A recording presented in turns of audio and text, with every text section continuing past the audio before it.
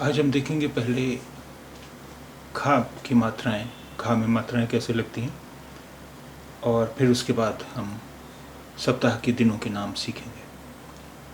खा, खा, खा, खा,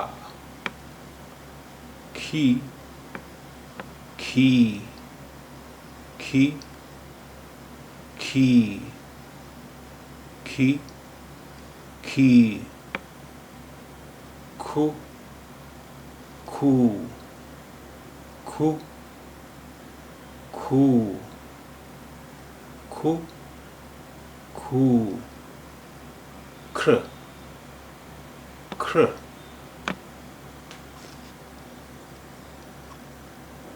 ख्र, खे, खे, खे, खे, खे, खे, खई, खई, खई, खो, खो, खो, खो, खो, खो, खौ, खौ, खौ, खम, खम, खम, खह, खह, खह,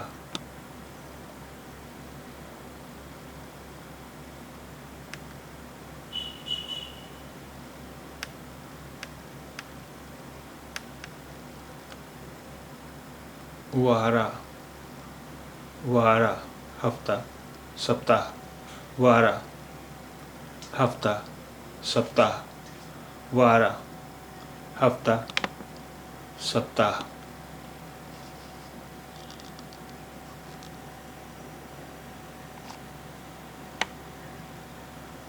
भानुवारा, रविवार, इतवार, भानुवारा, इतवार, रविवार, भानुवारा, रविवार।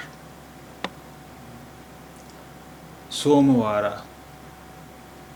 सोमवारा, सोमवार, सोमवारा, सोमवार, सोमवारा, सोमवार।